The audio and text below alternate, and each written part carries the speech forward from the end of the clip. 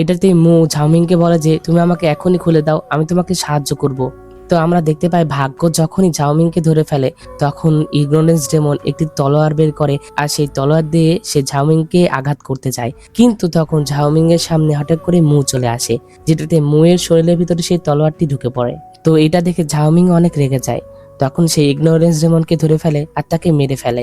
তখন সে ভাগ্যের উপরেও আক্রমণ করে, কিন্তু ভাগ্য তার ভাগ্যের বই সামনে তুলে ধরে, যেটাতে ঝাওমিং তার ভাগ্যের বইয়ের ভিতরে ঢুকে পড়ে। তো এটা দেখে যখন ঝাওমিং ভাগ্যের বই ধ্বংস করতে যাবে, কিন্তু তখনই ভাগ্য সেখান থেকে চলে যায়। তো যাই হোক, এরপরে ঝাওমিং মুকে ডার্ক লাইনে নিয়ে আসে আর তাকে তার পাওয়ার দিয়ে ঠিক করে। তো যাই হোক, এরপরের দৃশ্যে দেখতে পায় যে ঝাওমিং মুকে নিয়ে স্নো সিটিতে চলে আসে। সে তার কাছ থেকে ক্যাশ পালের শক্তি নেবে, যার জন্য সে তাকে এখানে এনেছে। কিন্তু যখন সে এখানে আসে তখন সেখানে ভাগ্য চলে আসে।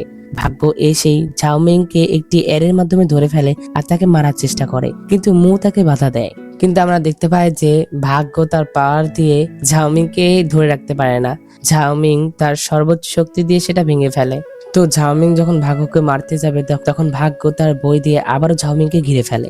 তো তখন ঝাওমিং আবারও ভাগ্য বইয়ের ভিতরে ঢুকে পড়ে। তো এবার যখন সে ভাগ্য বইয়ের ভিতরে প্রবেশ করে তখন সে অতীতের সব স্মৃতি দেখতে পায়। অর্থাৎ তো এই অসম্ভব সুন্দর ড্রামাটি দেখতে হলে সিয়ার সাগর মুভি এক্সপ্লেন চ্যানেলটি সাবস্ক্রাইব করে পাশে থাকা বেল বাটনটি অল ক্লিক করে দাও। তো দেখা হচ্ছে এক্সপ্লেনে।